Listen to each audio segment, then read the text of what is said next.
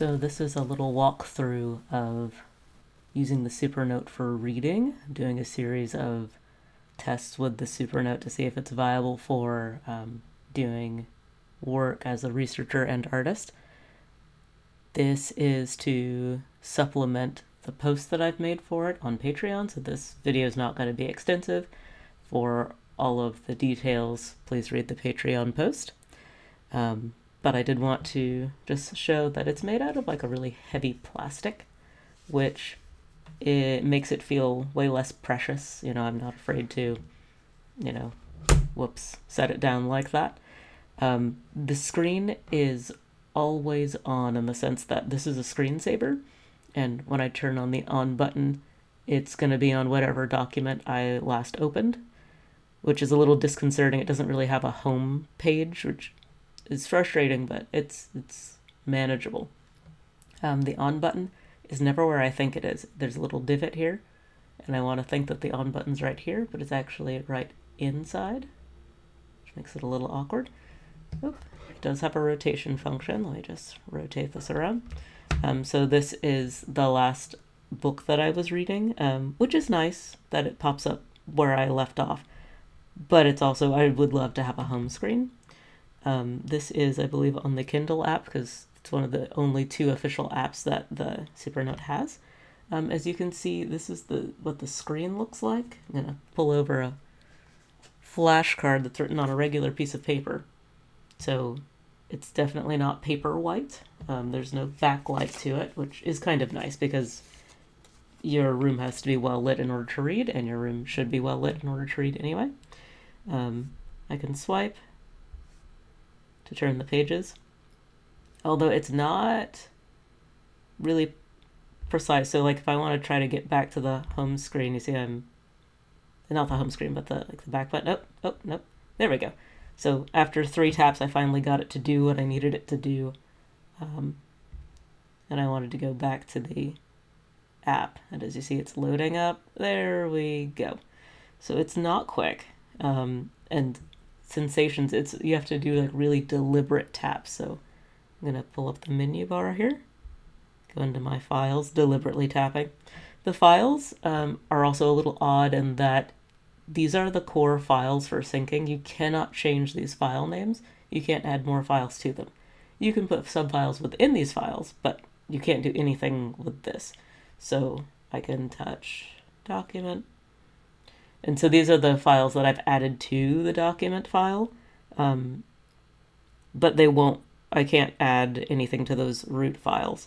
Some of these are Google Docs, so another deliberate press. If I just like gently tap, it's not going to do anything, so I have to press. Oh, come on.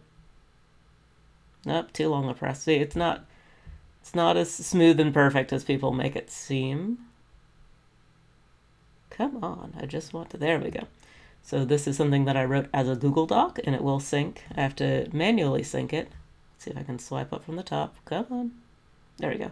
I can manually sync it here, and it will link to all of my Google files. There we go, working a little better. So now if I want to check my email, I can actually check my email. Shouldn't be anything too sensitive in there. And so, oh, come on. Let's go to this one. This one has photos. So I can go to my email. I can read. Some people would be interested to read their Substack posts on here. As you see, swiping up is, and it'll go, but this email has pictures in it, so it's gonna probably be a little crabby. Oh, no, it did it. Sometimes when you come across a picture, it's gonna want to resize it, and so the screen will go really large, then go really small again. This seems to be holding up pretty well.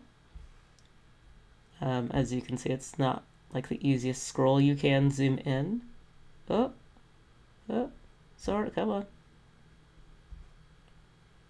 So the Supernote is kind of like the halfway point between paper and a tablet. It's not as quick and functional as, a computer, but it's also, it's fine. Like, it's not paper. Like, can do more things than you can do on paper.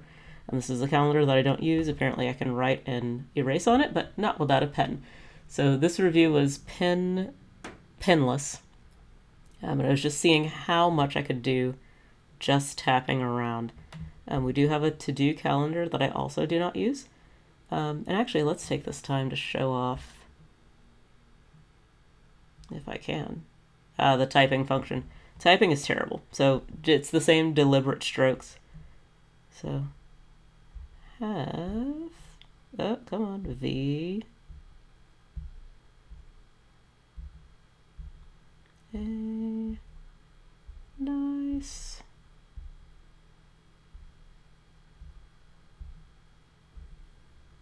Day, come on. So it would take forever to type on this thing. However, you can hook a keyboard to this and it types beautifully. So I just wouldn't use the on-screen typing, but you can type on it and use it as kind of like a, distraction-free typing space. Maybe hooked to a Google account. It'd be great. Supernote has their own syncing account, but I don't use it. Anything else? So through the email, you can actually technically access the internet. Let's go back to that Substack post. So if I click on this, or press on this, it will take me to the internet. It pretends like it doesn't have a browser, but it definitely does. I'm not logged on here, so it's just saying, hey, can you sign into Substack? But you could read this on the internet. I use this to read my weekly Shonen Jump titles. But if I tried to type something in here into the bar, it'll let me type it in, but it just won't go to it. So you can halfway use the internet. Anything you have a link to, you can use, although I would not try to watch videos on this. I've not successfully loaded up a video on here. It just says, no. I think that is all that I wanted to go over. You can set anything as a screensaver too. So that's another thing that you can do if you wanted to upload a photo. Let's see. The photo that I currently have is of something that I made on the Supernote once I got a pen. I think it's under my device. No. There we go. And so I can change the screensaver to whatever I want it to be. There's some built-in ones here, and then I drew something. That's another thing that can be done without a pen. And there are several gestures, but they're really pen related, so yeah. Yeah. Oh, I should point out, let's go back to the documents, the PDFs and the ebooks. What I had up earlier was an ebooks. The PDFs are not as handy. Let's go to this one. So it's always going to be one size on the font, and you can zoom in, but this box is kind of in the way there, and it doesn't, if I wanted to go to the next page, it's kind of odd. So you have this box here, and you can drag it around and kind of get it into the size that you need it to be, but it's not nearly as handy as using an ebook. It is very, very possible though, and you can also write on PDFs if you had a pen, which you don't. So even if I have pen selected here, can't do anything with my fingers. I can't lasso or anything. So yeah, you can definitely use a Supernote without a pen to read and load files, but that is, and to type, but that's about all you can do without having the pen function. It really is meant to have the pen with it. But I had to make sure that it worked without the pen because I wanted to use it primarily for reading all of these documents and PDFs that I have to catch up on.